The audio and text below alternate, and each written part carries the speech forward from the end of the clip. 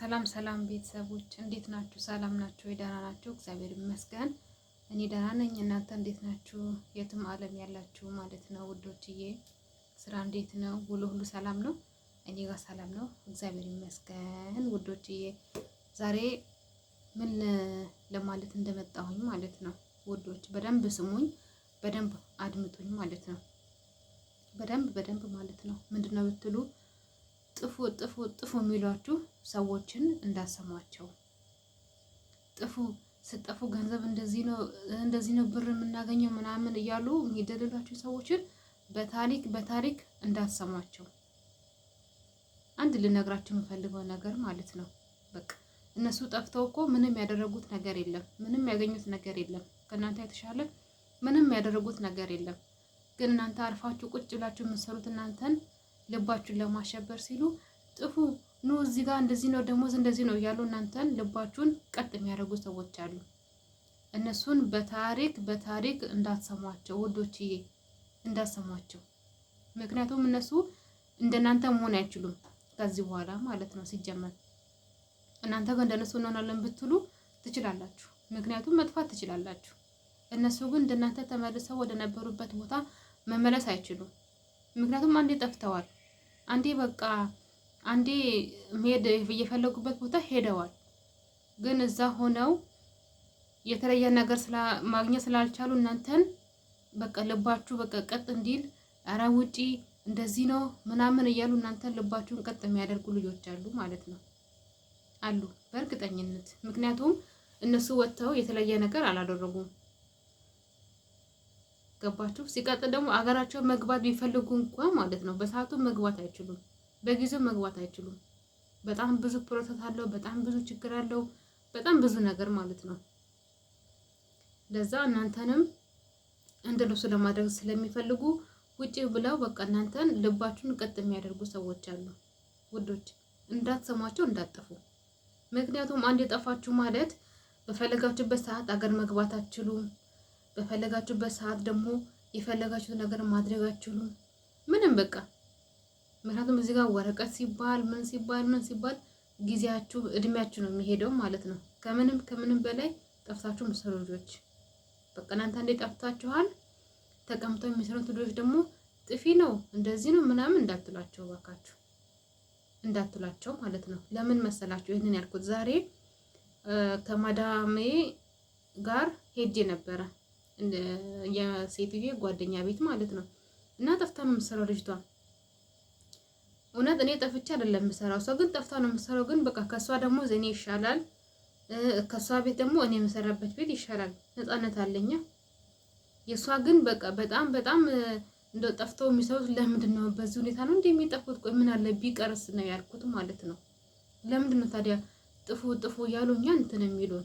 ጥፊ ያለችኝ እንደውም እኔ አልጠፋም፣ አልፈልግም።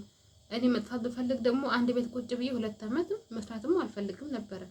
ግን መጥፋት ስለማልፈልግ ነው አንድ ቦታ ቁጭ ብዬ እየሰራው ያለሁት ብያት ነው እንትን ያልኩት ማለት ነው። ስለዚህ ውዶች ጥፉ፣ ደሞዝ ተጨማሪ ነው እንደዚህ ነው የምትሉ ሰዎች ተዋቸው፣ በቃ ይስሩ ልጆቹ ማለት ነው። ሰርተው መሄድ ባለባቸው ሰዓት ሀገራቸው በሰላም ይሄዱ። ጠፍተው የሚሰሩ ከሆነ እኮ በሰዓቱ ሀገራቸው መሄድ አይችሉም፣ የሚፈልጉት ነገር ማድረግ አይችሉም፣ ምንም ነገር ማለት ነው። ሲጀመር ደግሞ ብያዙ እንኳን ቀረማ የሚባል ነገር አለ። እንደዚህ በጣም ብዙ ፕሮሰስ አለው። እንግዲህ ጠፍታችሁ የምትሰሩ ልጆች በጣም ብዙ ነገር ታውቃላችሁ። ያው እኛ ጠፍተን የማንሰራው አናውቅም፣ ግን ሲባል ደግሞ እንሰማለን፣ በጓደኞቻችን እንሰማለን የሚፈጠረውን የሚሆነውን ነገር ማለት ነው። ስለዚህ ውዶችዬ እንዳትጠፉ፣ ጠፍታችሁ የምትሰሩትም ደግሞ ጥፉ ብላችሁ አትምከሯቸው። ቢቻል በዛ በመሰሩበት ቦታ ስሩ፣ ጠንክራችሁ ስሩ፣ ጎብዛችሁ ስሩ ብሏችሁ ማበረታታት ነው ያለባችሁ ማለት ነው ውዶችዬ። ጥፉ፣ ደሞዝ ተጨማሪ ነው እንደዚህ ነው እንዳትሏቸው። እውነት እዚህ ጋር እኮ ስንት ነገር ጥሎ የመጣ ሰው አለ። ቤተሰቡን፣ ልጆቹን፣ እናቱን፣ አባቱን ጥሎ የመጣ ሰው አለ። ሁላችንም ማለት ነው። ጠፍተን ደግሞ ጥሩ ነገር አይገጥመንም። ሁሉም ደግሞ ጥሩ ይሆናል ማለትም አይደለም። ሁሉም ደግሞ መጥፎ ነው ማለትም አይደለም። እየሰማን እኮ ነው። ትናንትና መቼ ዕለት ነው ጠፍታ መዳም ቤት ምሰራ ልጅ ጠፍታ እጃዛ ቤት ምን እንደሆነች አይተናል፣ ምን እንደሆነች ሰምተናል። የምናየው ነገር ነው። የመጥፋቱ ትርፉ ይሄ ነው። በጣም ከባድ ነው ማለት ነው።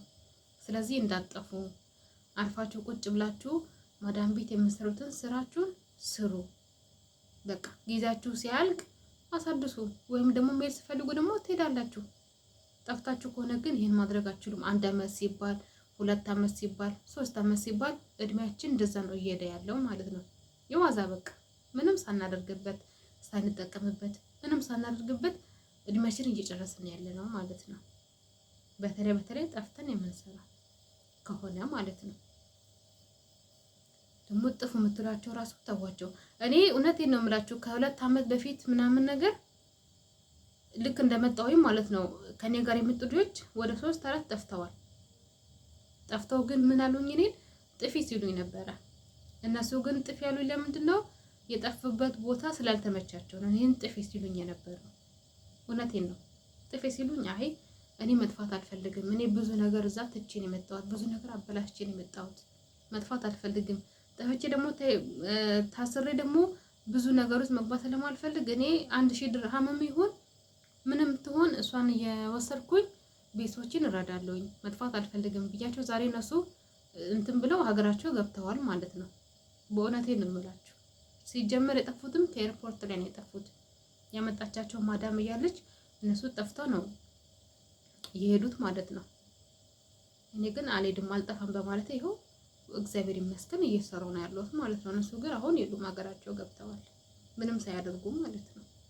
ስለዚህ ጠፍታችሁ የምትሰሩ ሰዎች በቃ ሲጀመር እነሱ ቢመቻቸው ኖሮ እኮ አይጠሩንም፣ እኛን ጥፉ አይሉንም። በቃ ለምን እነሱ ያዩትን ነገር እኛ እንድናይ እኛ ደግሞ እንደነሱ በቃ እንትን እንድንል ነው ጥፉ እያሉ እኛን ልባችንን ቀጥ የሚያደርጉን ማለት ነው ውዶች። ስለዚህ ጥንቃቄ እንድታደርጉ ያህል ነው ይሄንን ቪዲዮ የሰራሁት ማለት ነው ውዶችዬ። ጥንቃቄ አድርጉ አሁንም ቢሆን ማለት ነው። እንዳጠፉ በቃ መጥፋት የሚባል ነገር እንዳታደርጉት ማለት ነው። ይሄ ለማለት ነው ውዶች። መልካም አዳር ሁኑልኝ። ሁላችሁንም እወዳችኋለሁ። ቻው ቻው።